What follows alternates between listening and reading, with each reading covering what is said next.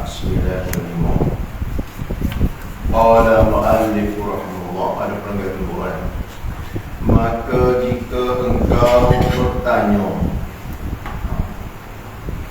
jadi Imam Ghazali sendiri, Imam Ghazali Syekh Abdul Qadir Al-Mandili, dia sendiri buat persoalan, tak dia kata dia tanya sebab dia nak jawab sekali.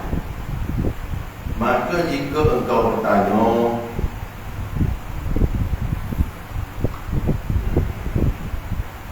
betapa aku himpun antara redha dengan Allah Ta'ala dan benci akan kufur dan maksiat. Kalau tanya, bagaimana nak lupus sekali redha dengan Allah ni, dengan benci akan kufur dan maksiat. Redha dan dengan Allah Ta'ala ni, redha dengan Allah ni, dia suruh tak? Dia suruh. Benci akan kufur dan maksiat tu, dia suruh tak? Dia suruh juga. Nampak juga. Nak masuk sekali agama ni, sebab Allah Ta'ala ni kata tidak azali lagi berlaku maksiat kau, kafir, kufur, apa tu yang ketentuan Allah Ta'ala tu. Dan di masa sama Tuhan marah.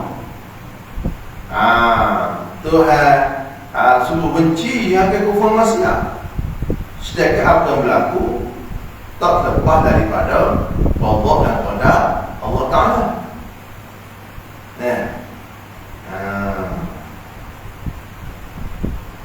Tak tahu sekali lagu mana pada belum orang tanya siapa pada mandiri, dia jawab lalu kekeliruan. Nescaya aku jawab bahawa kufur dan maksiat itu ada baginya dua pihak.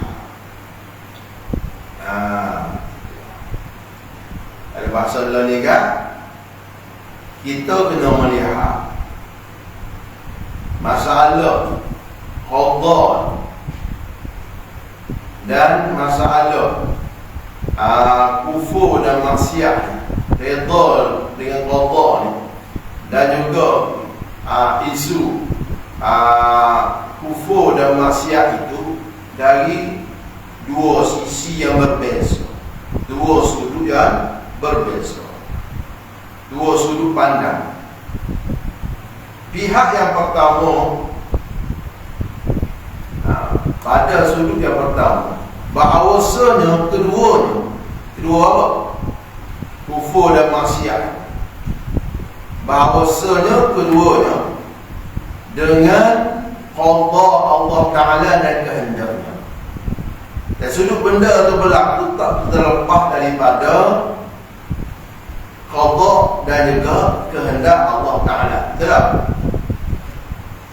Okey, kalau lihat dari sudut benda kufur dan maksiat, mana apa sahaja berlaku, baik dan buruk, kan kita perlu iman baik dan buruk semua daripada Allah. Maka daripada pihak ini, mana dari sudut pandang ini, wajib kita redha dengan keduanya. Kita redha. Bukan redha mana kita buat maksiat, bukan maknanya kita redha dan kita tak benci akan kufur dan maksiat. Kita redha mana kita tak protes bahawa perkara ni adalah berlaku dengan kehendak dan ketentuan Allah Ta'ala. Kita tak protes dari sudut itu, tetapi tetap kita benci dari sudut benda tu maksiat, kufur yang dilarang, yang dicegah oleh Allah. Tetap kita benci dari sudut kita ikhtiar untuk tidak melakukan kufur dan maksiat. Kenapa tak? Kenapa kata dari sudut ni wajib kita redha dengan keduanya? Kerana hakikatnya kita redha dengan kehendak Allah Ta'ala. Yang kita redha, yang kita terima tanpa protes, tanpa iktiraf adalah qada Allah Ta'ala. Bukan Bukan redha dengan kufur dan maksiat itu. Bukan kita redha. Bukan seorang itu redha dengan kufur dan maksiat. Akan redha akan kufur. Redha dengan maksiat. Kalau dilihat pada sudut tu, habis. Dan pihak yang keduanya, maknanya dari sudut pandang yang kedua, bahawasanya keduanya, iaitu kafir dan maksiat, kufur dan maksiat, dengan usaha dan ikhtiar orang yang berbuat maksiat. Tuhan ilhamkan mana baik, mana buruk, kita boleh pilih. Fa'alhamaha fujurha wa taqwaha. Dari sudut itu, maka daripada ini pihak, dari sudut ini, dari sudut pandang ini, bahawa Tuhan telah bagi kepada kita ikhtiar, usaha untuk kita nak pilih, nak buat maksiat ke, nak tinggal maksiat, nak buat taat. Wajib kita benci daripada keduanya. Wajib kita benci kufur dan maksiat. Dia kata, kalau buat maksiat Allah suka, Allah Ta'ala suka dia maksiat, dah hebat apa Allah ibadah Allah Ta'ala suka, tak ada rasa benci dah. Dari sudut ni kita kena benci. Betul? Dah wajib kita larang keduanya. Dua apa? Kufur dan maksiat. Wajib kita larang daripada keduanya, daripada kufur dan maksiat. Seperti wajib sama juga bagaimana wajib kita larang daripada kufur dan maksiat, wajib kita menyuruh dengan kebajikan. Wajib ikut kemampuan dia. Kalau mampu dengan kuasa, dengan kuasa, dengan tangan. Kalau tak mampu dengan tangan, dengan lidah, dengan perkataan. Kalau tak mampu dengan lidah perkataan, dengan hati. Asasnya jangan kita redha hati kita, imam redha dengan kita dengan apa nama? Dengan maksiat itu. Dari sudut maksiat itu dilakukan dengan ikhtiar. Kerana bahawasanya redha dan benci itu tiada berlawanan keduanya apabila ada keduanya pada dua pihak yang berlainan. Kalau kita tengok dua sisi, tak beza lah. Tidak. Kerana bahawasanya redha dan benci itu tiada berlawanan, tak berlawan. Boleh kita hempuskan. Cuba kita tengok madrasah ni ada depan. Nampak orang. Kalau tengok kok belakang, nampak orang. Lain ni. Tidak lain ni. Tak sama. Cuma kata depan, nampak ke depan. Tengok ke belakang, nampak ke belakang. Tengok apa pun ke depan. Tengok ke belakang, bukan tu bukan. Mana boleh bukan. Orang lain ni. Orang sama. Cuma tu tengok ke belakang. Tu tengok depan, tapi semak dulu. Ngejek juga kali-kali pun. Awak tak ngejek. Ngejek juga dijek dia.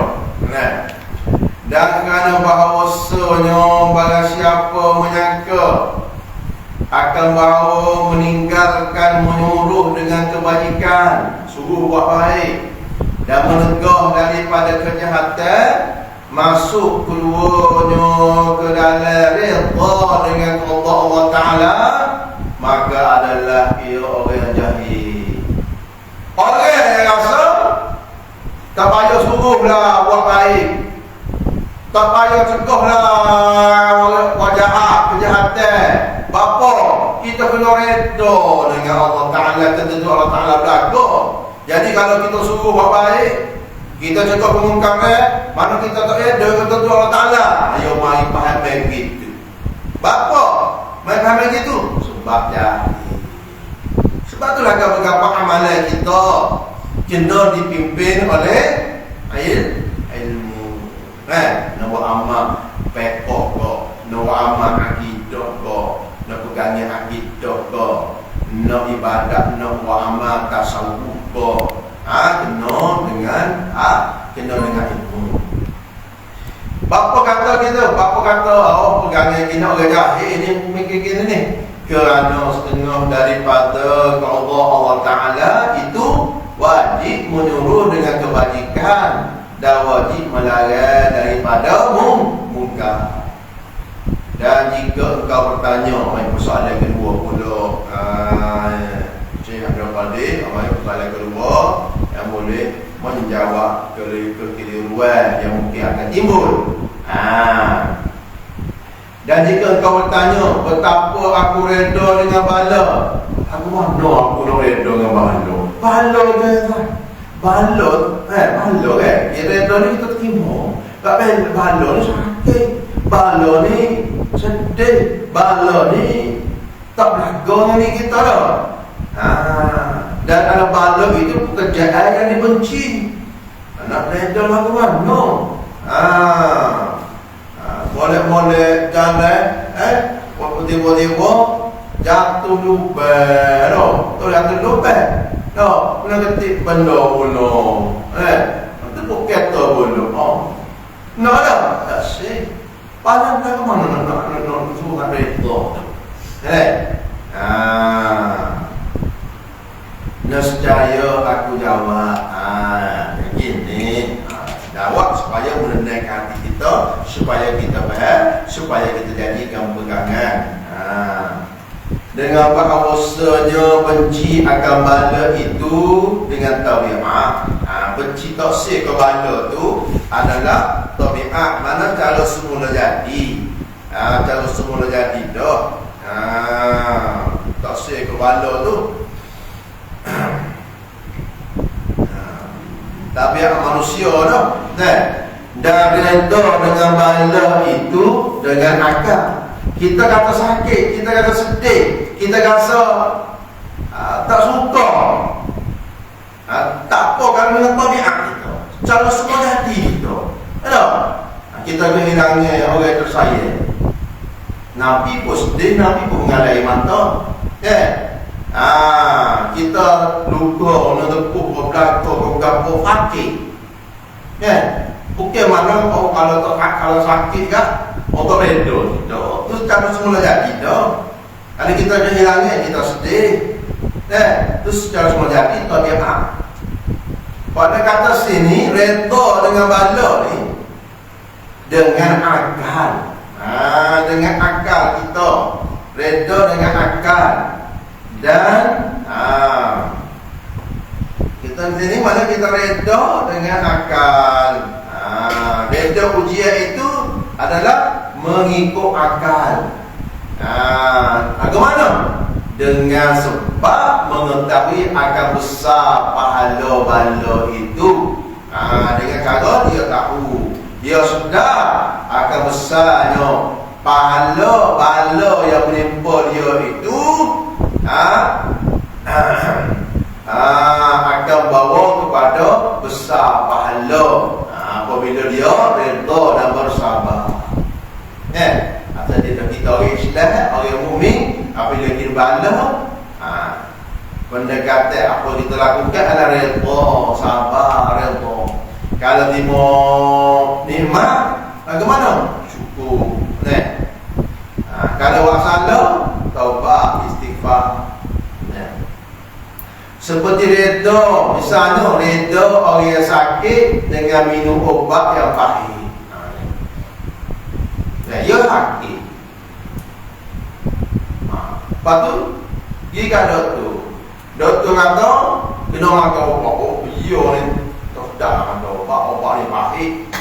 Obat ni tak sedap. Nak tengok obat apa ataupun proses-proses tertentu kena cocok situ, cocok sini. Kalau masuk waya tu, waya ni. Tak sih. Tapi kita reda dah. Kita mikir dah. Kalau aku tu buat gini kan, tak sihat aku. Betul tak? Kita mikir. Kita pun dari sudut tabiat kita tak sih. Tak ada saja-saja nak masuk waya tu. Tetapi dari sudut kita fikir, kalau aku tak buat gini, aku tak terima kalau ubat-ubat gini, maka tak sihatlah aku. Tak kembali lah kesihatan aku. Dah sudah sebabnya usaha aku kena buat gini. Jadi kita terima itu. Nama tak? Jadi mana serupalah juga. Kita lihat apa saja menipu kita, sedih-sedih, sakit-sakit, tapi kita lihat pahala yang kita akan terima daripada kesabaran kita menempuh melalui ujian itu. Betul? Kerana mengetahui ia akan bahawasanya ubat yang baik itu sebab bagi sembuh penyakitnya. Kita nampak kena kaya obat sakit itu, nak ayahnya bila tiba bala kita lihat di sebalik bala itu adalah pahala. Hingga sukacitanya ia dengan ubat. Ibu suka makan ubat, kita suruh pergi makan. Kita suruh pergi makan. Bahkan terkadang membeli ia akan dia dengan harga yang mahal. Walaupun dengan harga yang mahal, apa beli juga. Dan mengumpah ia akan doktor yang menikah dengan jagung. Doktor pun doktor sungguh lah. Nikah jagung opak lah, bukan jagung lain. Jagung lain tu jagung bala tu. Tu dia tak bala dosa tu. Jagung menang dia adalah tu bukan jagung bala tu. Jadi nak yang sini walaupun susah, walaupun sakit, walaupun gapo, jadi ditilik sudah akal bahawa dia dapat sihat dengan cara begini, dia akan suka. Walaupun sakit dengan jagung, walaupun pahit telah obat, dia suka-suka. Begitu juga apabila kita terima bala, kita reda, kita bagi suka apabila kita lihat dulu pahala kita dah dapat apabila kita bersabar. Semua benda adalah ujian Allah Ta'ala, baik senang ataupun susah. Di balik senang susah ada kebahagiaan, ada kecelakaan. Adalah kebahagiaan apabila kita suka, kita bersyukur. Apabila kita terima bala, kita bersabar. Itu adalah sarana membawa pada kebahagiaan hati kita dan kebahagiaan akhirat.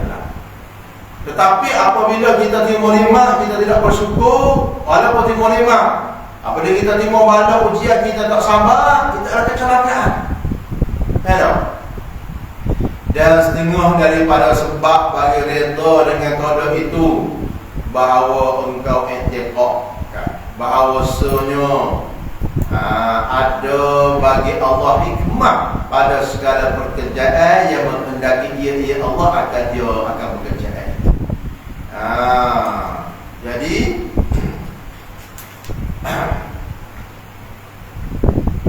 kita yakin bahawa ada hikmah di sebalik apa segala urusan perkara yang dikehendaki oleh Allah Ta'ala, walaupun kadang-kadang kita tidak tahu apakah hikmah yang tersembunyi.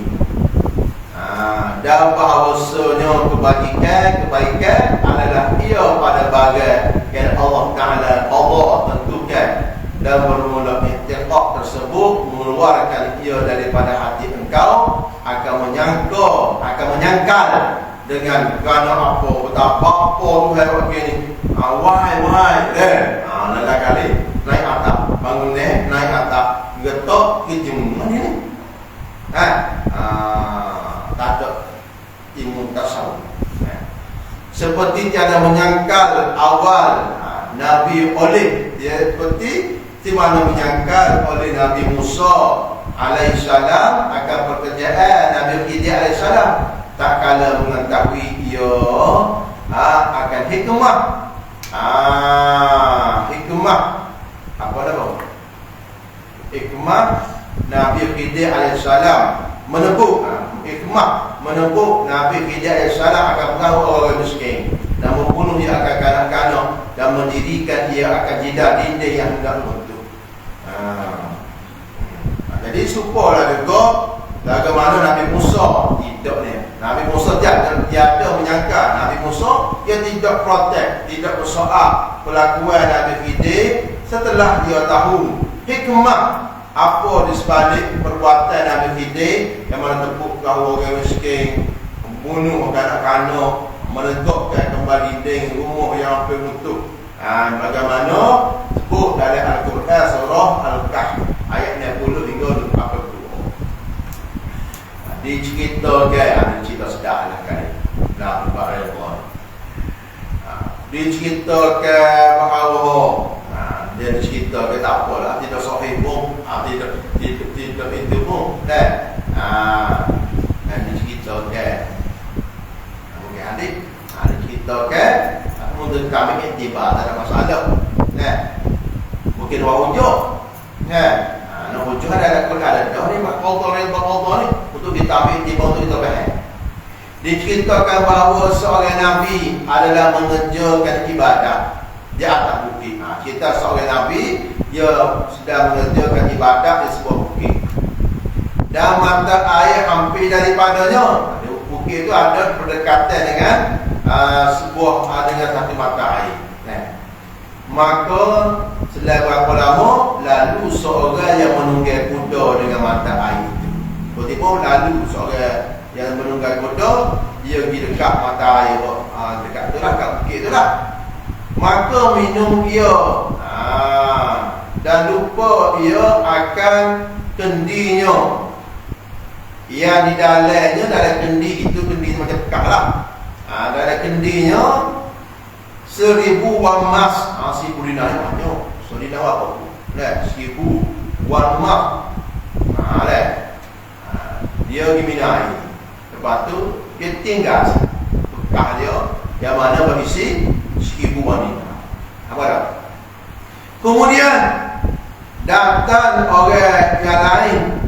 Waktu mari tiba-tiba mari seorang mengambil ia orang lain itu akan kendi itu. Orang lain apa dia ni?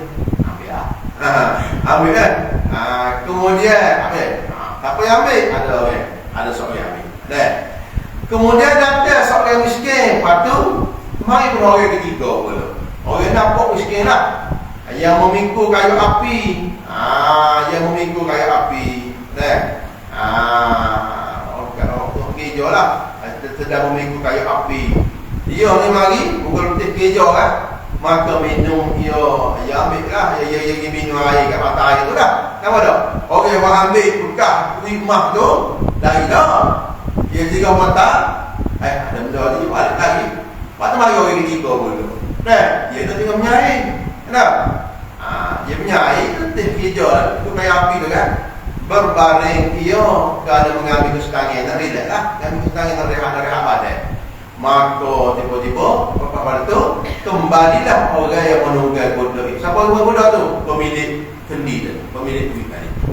Maka tiada melihat ia akan kendinya.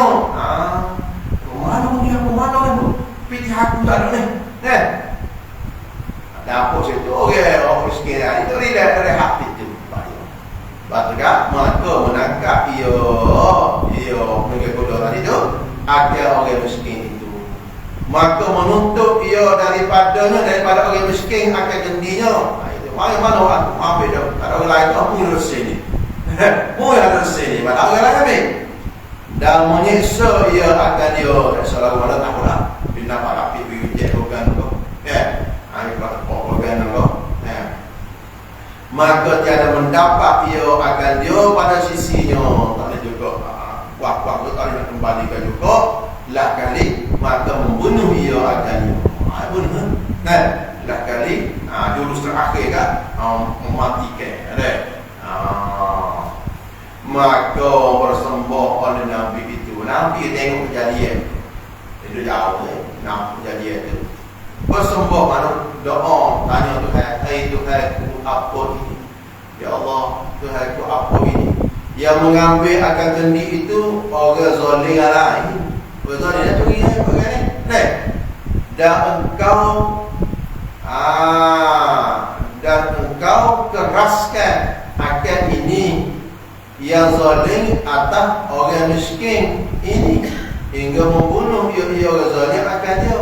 Tetapi mentakdirkan orang tua milik tu orang zalim kot lah apa gitu. Atas orang miskin ni membunuh ia akan dia.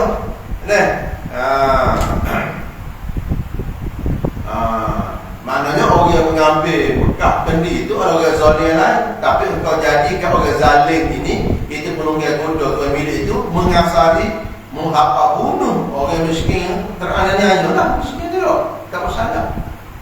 Jadi orang yang ambil bunuh-bunuh tu zalim lah. Kalau dua tu bunuh orang tanpa salah tu zalim juga. Nampak tak?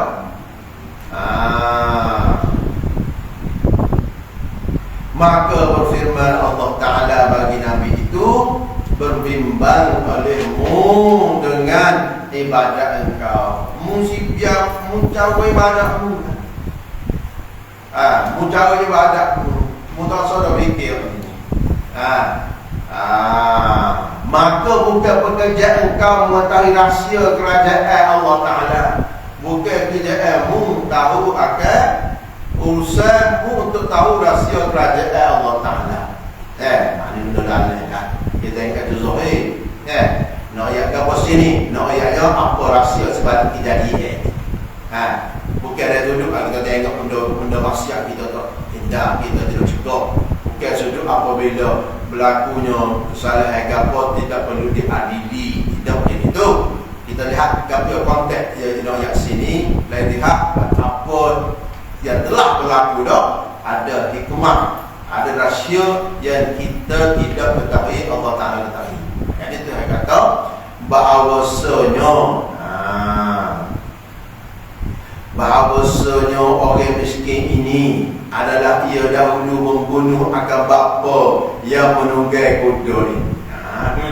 Kita lama orang miskin ni pernah dia lakukan kezaliman dengan membunuh.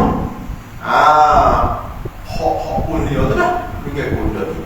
Maka aku biarkan dia membalasnya. Dan bahawasanya bapa bagi orang menunggai kuda itu adalah yang dahulunya mengambil 1000 emas daripada harta yang mengambil akan dia. Orang yang takut tambahan tadi. Macam daripada cerita orang ambil tu tadi, harta yang pernah dicuri oleh tuan punya orang dia ambil. Bapa pada tunggai kuda tu. Maka aku pulang akan dia akan kendi kepadanya, pada orang yang ambil harta itu daripada harta pusakanya. Nampak tak? Dan ayat sini kita dah lihat segala benda berlaku ada hikmahnya. Di sisi Allah Ta'ala kita tercatat, maknanya kita jangan protek, jangan sangka keadilan Allah Ta'ala. Kita tahu semua perkara. Berbeza. Mungkin sini kita nampak tak benda, tengok benda maksiat lah. Tuhan dah tahu rahsia tu. Mungkin gitu. Dan kata oleh bahawasanya yang dituntut daripada hamba itu ibadat yang menghampirkan dirinya kepada Allah Ta'ala. Ada kitanya, kita buatkan suruh tinggal dengan langit. Bukan kita nak protek apa Tuhan wakil, apa Tuhan tu wakil ni. Dan tak kala mengingatkan akan mati itu sebesar-besar suatu ubat dan sebab yang memberi manfaat pada ibadat, maka menyembuh hamba manusia ni kerana ini akan dia akan menghati mati di sini pada fihazal kita ini. Maka hamba berkata bab yang ke-10 pada menyatakan ingat akan mati. Wallah.